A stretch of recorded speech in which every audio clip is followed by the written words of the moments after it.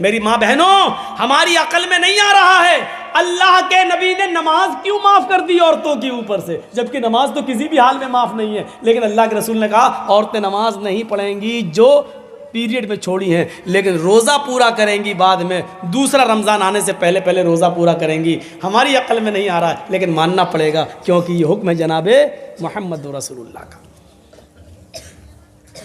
दो चीज़ें, वह अहसनत फरजहा, अपनी शर्मगाह की हिफाजत करती हो।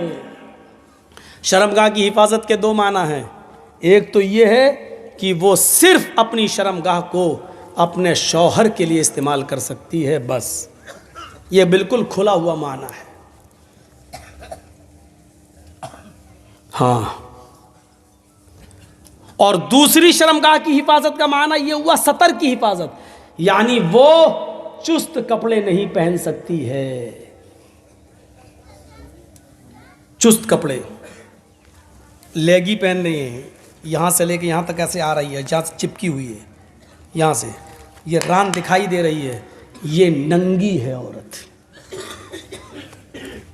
यहां तक जंपर यहां तक है, लेकिन चिपका हुआ है बिल्कुल ऐसे, ये ऐसे चिपका हुआ है, कपड़ा है ये लेकिन चिपका हुआ है। ये बाहों का ये हिस्सा दिखाई दे रहा है, इससे अंदाज़ा लग रहा है कि इस लड़की के या इस औरत के हाथ कितना, इसकी गोलाई कितनी होगी, इस रान की गोलाई कितनी होगी।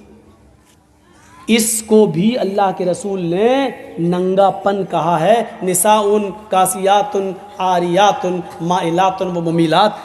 ऐसा ज़माना आ जाएगा कि औरतों को तुम देखोगे कि वो कपड़े पहनेंगी लेकिन नंगी होंगी। ये ऐसी ही औरतों के बारे में कहा है। ड्रेस इंसान को मुहज्जब भी बना देता है और बेशरम भी बना देता है। ढीला ढाला लिबास इंसान को मुहज्जब बनाता है। मेरी मां बहनों, तुम्हें मेकअप से कोई मना नहीं करता,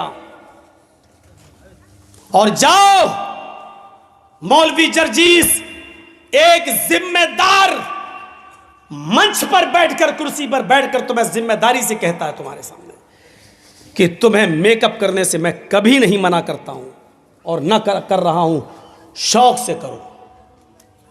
एक चीज की और इजाजत देता हूं, फेयर एंड लवली थोड़ी सी नहीं, पूरी की पूरी निकाल के लगा लो। मैं मना नहीं कर रहा हूं, जायज है तुम्हारे लिए।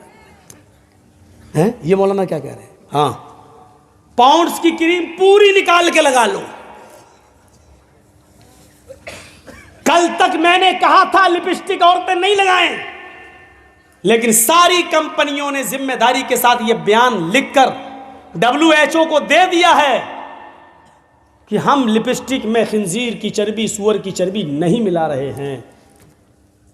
इस बयान के आ जाने के बाद मौलवी जर्जीस अब तुम्हें खुल के इजाजत देता है कि तुम अपने होंठों पर जितनी लिपस्टिक चुपड़ना चाहो चुपड़ो, लेकिन याद रखना सिर्फ अपने घर के अंदर, अपने शौहर के लिए। समझ रहे हो? अल्लाह के रसूल ने फरमाया कि मर्द की खुशबू वो है जो उड़ती हो और महकती हो, औरत की खुशबू वो है जिसका रंग दिखाई देता हो लेकिन उसकी खुशबू छिपी हुई हो।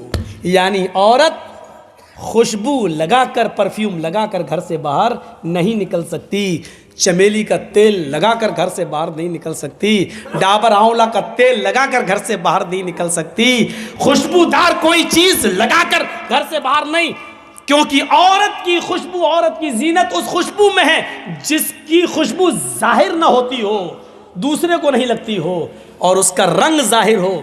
लिपस्टिक लगाइए, रंग जाहिर है। क्रीम पाउडर लगाइए, पड़ोस की औरत बता दे कि आज तो बहुत ज़्यादा लगी है, तुम तो काली थी, आज तो हेमा मालिनी लग रही हो। कोई हर्ज की बात नहीं है, खूब लगाओ, मैं मना नहीं कर रहा हूँ, लेकिन घर के अंदर औरत का की ज़ीनत जाहिर हो जाए, शौहर को उसका रंग जाहिर हो, लिपस्टिक, लेकिन बाहर लगा के नहीं निकल सकती हो। बाहर लगा के निकलोगी तो पता नहीं, पता लगता है जैसे पता नहीं किस मर्द का खून चूस के आ रही है, बाहर नहीं। शौहर घर में है तो शौहर देख रहा है, ज़्यादा से ज़्यादा इतना सोचेगा कि मेरा खून चूसा, वो तो ज़िंदगी भर चूसती हो तुम, आज चूस लिया तो क्या हो गया, कोई मसला नहीं। औरत घर में लिपस्टिक भी लगा सकती है, क्रीम पाउडर भी लगा सकती है, जो चीज नहीं लगा सकती या नहीं कर सकती है वो सिर्फ ये है कि औरत अपने सर के बाल नहीं काट सकती है। इतने भी नहीं, इतने भी नहीं। औरत अगर हज करने के लिए गई है या उम्रा करने के लिए गई है तो हज और उम्रे में खाने काबा का तवाफ करने के बाद, सफा और मरवा की सई करने के बाद, जब वो हलाल होगी और ihram की हालत से निकलेगी, तब वो अपने सर के सारे बाल ऐसे, देखिए ये बाल पीछे है ना, पीछे, तो वो ऐसे ऐसे करके सारे बालों को आगे कर लेगी औरत, ऐसे करके यहाँ आगे, और आगे बाल करके एक उंगल अपने लपेटेगी ऐसे, नीचे से एक उंगल बस यहाँ तक लिपट जाए, ऐसे करके ये बस इतना, और इस उंगली में जितने भी बाल लिपट जाएंगे उसके पीछे से ऐसे करेंगे, और नीचे से एक उंगल बाल, इतने वहाँ से उसको काट दिया जाएगा, इतना बस। हज के मैदान में सफ़ा मरवा के चक्कर के बाद भी औरत को एक उंगल से ज़्यादा बाल काटने की इजाज़त मुहम्मदुर रसूलुल्लाह ने नहीं दी है। कैसे माँ बाप हो, कैसे सरपरस्त हो जो अपनी बेटियों को ब्यूटी पार्लर पर जाकर खुलेआम आधे आधे सर के बाल काटने की इजाजत दे रहे हो। हराम है औरतों का अपने सर के बालों को काटना।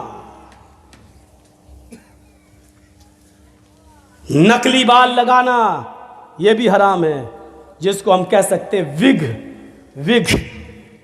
विग इस्तेमाल करना भी हराम है औरत की। कुछ मौलाना लोग बाल को काटने की इजाज़त देते हैं, क्या कहते हैं, अल्लाह के रसूल सल्लल्लाहु अलैहि वसल्लम की बीवियों ने, कुछ बीवियों ने भी अपने सर के बाल कटाए थे। बेशक कटाए थे। मौलवी जर्जीस इस बात को मानता है कि अल्लाह के रसूल सल्लल्लाहु अलैहि वसल्लम की कुछ बीवियों ने अपने सर के बहुत से यानी आधे से ज़्यादा आधे बाल कटाए थे। मैं मानता हूँ इस बात को, हदीस है, सही है, लेकिन आपको ये भी जानना चाहिए कि अल्लाह के रसूल की उन बीवियों ने वो सर के बाल कब कटाए थे। अल्लाह के नबी सल्लल्लाहु अलैहि वसल्लम ने फरमाया कि अल्लाह ताला ने मर्द को दाढ़ी से खूबसूरती दी है और औरत को सर के लंबे बालों से खूबसूरती दी है। औरत की जीनत उसके सर के बाल हैं और मर्द की जीनत दाढ़ी है, दाढ़ी है। तो जो औरत की खूबसूरती हो उसको काटने की इजाजत अल्लाह ताला कैसे दे देगा? नहीं देगा।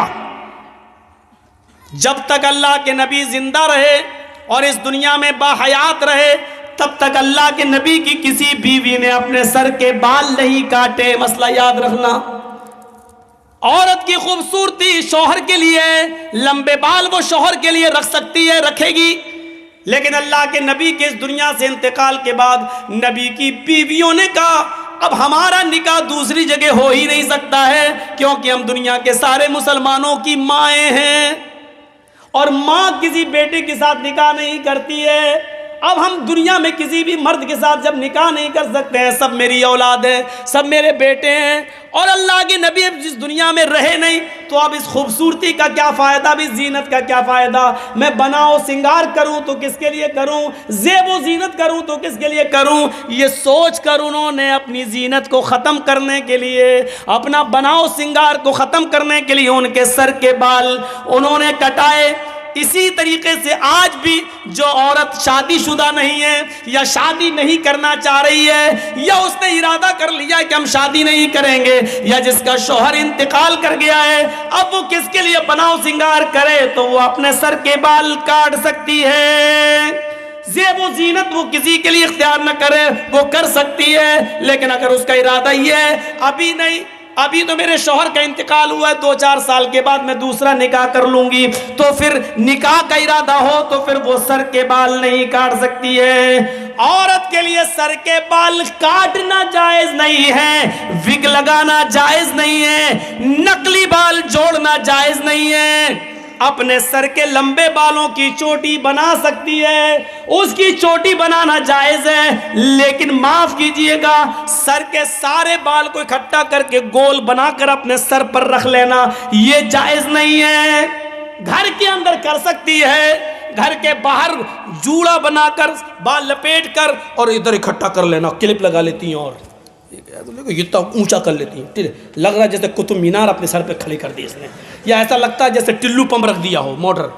ये जायज नहीं है। लेकिन हाँ अपने घर के अंदर है, गर्मी लगती है औरतों को, क्या करें, घर के अंदर ठीक है, शौहर के लिए ठीक है, लेकिन घर के बाहर जा रही है तो फिर वो जूड़ा अपने सर के सारे बाल सर पर एक जगह इकट्ठा करके क्लिप लगा के नहीं जा सकती है। औरत के लिए बजने वाली खनकने वाली कोई चीज पहनकर घर से बाहर निकलना जायज नहीं है। न वो चूड़ियां पहनकर निकल सकती है, न वो पैरों की पायल और पाजेब पहनकर घर से बाहर निकल सकती है। हाँ सुन लो मेरी माँ बहनों, ऊंची एड़ी की चप्पल पहनकर भी, ऊंचे हिल की चप्पल पहनकर भी तुम घर से बाहर नहीं निकल सकती हो, तुम्हारे लिए जायज नहीं है, क्योंकि वो भी बचती है। जब तुम ऊंचे हिल की चप्पल पहनकर निकलती हो तो वो सीमेंट की बनी हुई सड़कों पर आवाज करती है, खट खट खट, वो इधर आवाज करती है खट खट खट, उधर नौजवानों के दिल धड़कते